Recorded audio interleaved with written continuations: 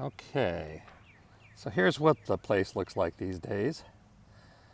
Very nice and green, the lawn I've been working on real hard, keeping it cut high and keeping it thick and lush, fighting away at the clovers and the dandelions and all that good stuff. Down here we got some alliums which smell like grape soda, and they're so pretty. And then I got some cornflowers in here. And some clematis that I don't know if I'm going to keep in there or not. Not sure. And then over here I got grasses. Got Carl Forster is in the middle, and it comes out like purple at the top, and it's real pretty. And it's my favorite grass. And then I got some other grasses in there too, like a bottle brush and some of those screwy ones, the spiral grass, and then there's some reddish grass. And then we got our under the tree garden thing going. And these are something I put in all the time. They're impatiens. And what they do is they grow about a foot in diameter, and they overlap each other, and they create these great mounds of color. Over here I'm going to be doing some work. I'm going to take these barrels out. They look kind of goofy. I've been living with them for 30 years. I'm going to take those out and create kind of natural garden shapes with the stones that I've been stealing from southern Indiana. Got a hibiscus here, so I'm going to put that right there. Hibiscus has these giant 6-inch flowers, bright red, really pretty. And then over here I'm going to put a bunch of these petunias that I've got waiting to go in. And they kind of crawl along the ground and make nice colorful mounds also. But they'll kind of flow over the rocks and look real pretty. And then I've got lots of petunias over here too. Got these new mini ones, and they've got all sorts of different weird colors. This is a really neat red one. Here's a yellow with stripes, and then there's a purple with stripes. They've been making all sorts of really neat looking peonies these days. Or not peonies, excuse me, petunias. Trying a new thing here, not sure what it is, but we'll see what happens later on. This is a lilac bush, probably has birds living inside. Let me go around the side.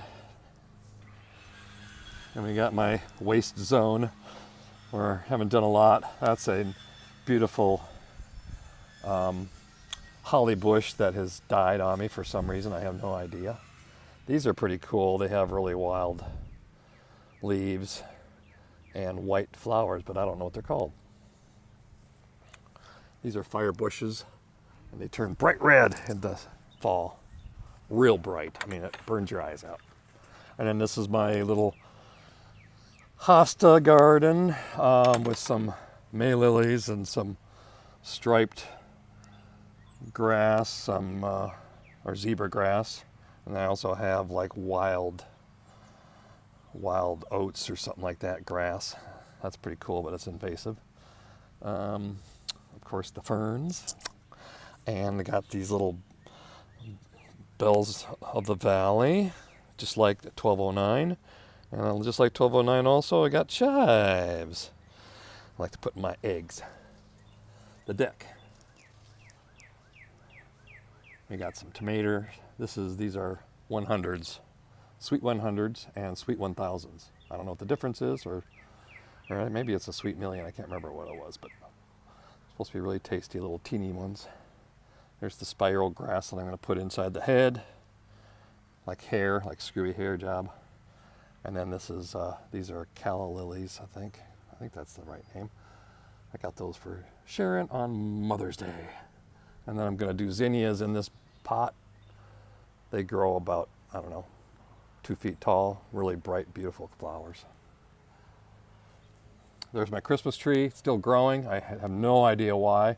Must have some roots in there or something. Rob wants to put it in his backyard. Here's some begonias. I love begonias. They're very colorful. They grow pretty well, kind of like in the sun and out of the sun. They do pretty well. Have a lot of fun. This one up here is what you call them, dragon wing begonia, and that was from last year, and it didn't die all the way over the winter, so here it is again. Has a nice bright red flowers. That's why it's by the hummingbird nest, which I haven't seen one yet, but not nest, feeder, excuse me. Haven't seen one yet, but hopefully it'll be coming out soon. This is my lettuce. Oh, there's Lola again. Hi Lola, how you doing? Here, come here. Oh, oh, oh, oh, oh, oh, oh, oh. Go get it. Go get it. Go get it. Go get it. Bring it back. Fetch. Fetch. Lola, bring it back, fetch. Yeah, never works. Okay, but I got a bunch of lettuce in here. And there's my beautiful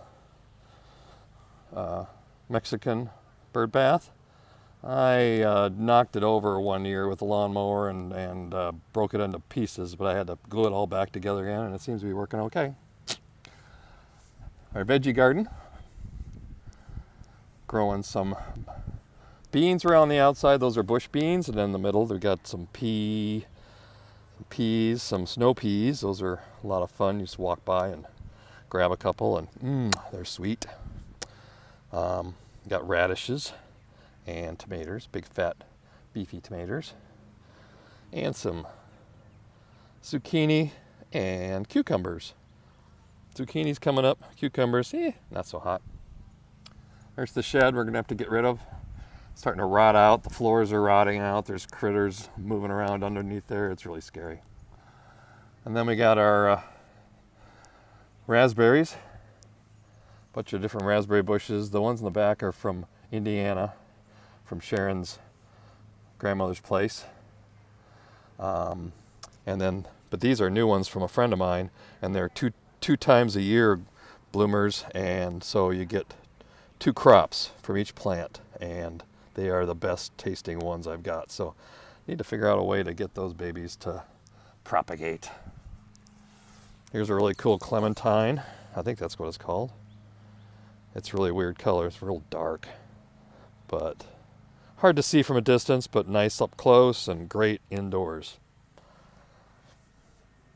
And then you got your irises, and I got some lilies coming up. Some bright yellow lilies. Got little bastards digging in my cucumber area there. I was going to put bush cucumbers in there as another place for them, and they're just not. Somebody's digging it in there. I'm going to have to put a fence on that one. More Carl Forster. And then we got some irises, some Siberian iris, and we also have clematis, which have big, beautiful flowers. They're not there yet. The one in the middle is a very invasive white clematis, and it has little teeny flowers. I think it's maybe snow clematis or something like that, but it's really pretty in the end of the summer, but man, it just takes over everything, whereas these other ones are just fighting to stay in there and keep up. Rhododendron, the frost ruined it this year, so not many flowers. Oh, look at this. Here is one of my beautiful Siberian irises. That baby's out there. Isn't that nice? I love those. We got a bunch of those. Real pretty. Those are from when we originally bought all the plants to put back here. Lasted very well. And then we got our climbing vine. We got I think it's honeysuckle. And it's very beautiful. Yellows, oranges, pinks, really nice color combinations. And then the one next to it is supposed to be a hummingbird bush, and it never blooms. And it doesn't even look like it's coming back at all this year. Who knows? It's kind of boring looking right now. Lamb's ear, invasive. More iris. Now these are peonies. I just started growing peonies this year. That'll be fun. It's like what we used to have those at 1209 also. And we used to chop them with our hands, chop the tops off. I never told Mom that. She'd probably be upset. And then we got our big miniature rose bush. That thing grows like crazy. More really old rose bushes that keep coming back. I don't know what to do with them, but I used to be into tea roses a lot, and I'm not anymore because they're such a pain in the butt to grow. And I've been working on trying to find other things to entertain myself with.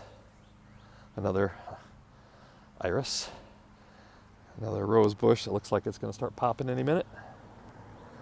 More peonies. Those are Russian sages. Comes back every year. I don't like it that much. It stinks. More clementines. And here's a nice yellow bush. I don't know what it is, but I keep moving it around and it keeps living. And these are like Satan's, like I think they're called Satan flowers or something. I don't know. They're bright red and they come out in a kind of a arcing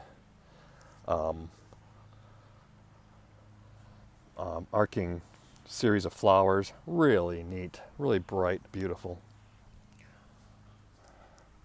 And I'm trying to grow grass over here, and it's doing pretty good. Look at that. That's the fresh stuff. Trying to cover up the roots. Trying to fill in here a little bit with some dirt to get it to be a little bit smoother. More hostas. Here's a new hosta. That's one of the blue ones. Very cute. And then that's a green hosta, and that's a green hosta. I like these two. I can't remember what that's called, but it's kind of a shade thing. It does have flowers that come up, purple flowers that pop up, just like the hostas do. And then I put in this French drain in here, and I dug the hole for it all the way down there, about 6-inch deep hole, and I had a bunch of roots that I couldn't dig through, so took my saw, started cutting the roots. One of the roots right over here, well, it had a cable underneath it, which was my TV cable and my internet cable. And when I cut through the root, I cut through my cable. I was able to rig it back together, splicing about 6 wires together. And then the guy came along and put another patch on it. Said, "Oh, geez, you only need to connect these 2 wires." And I'm going, "Oh no, I can't believe I spent an hour trying to connect all those wires." But it's finally getting figured out. They came in and buried a wire, and it goes along out there across the yard. Well, they didn't bury it in my garden, so they got to come back out and redo it. But that was what the phone guy said. But more hostas. Here's another one of those blue hostas. It's very nice. And more of those pretty shade plants. They almost look like maple trees or something like that because they have that shape of leaf. This is kind of my little side garden. It's rather shady. I thought it was going to be sunny, but it's shady because of all these trees we got over here. I put too many trees in. Right, Lola? Right? Did I put too many trees in? She doesn't care. She just chases squirrels.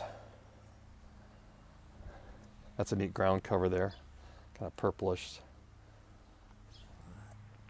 It is very pretty actually when you look at it close. Look at that. It is called Burgundy Glow Ajuga.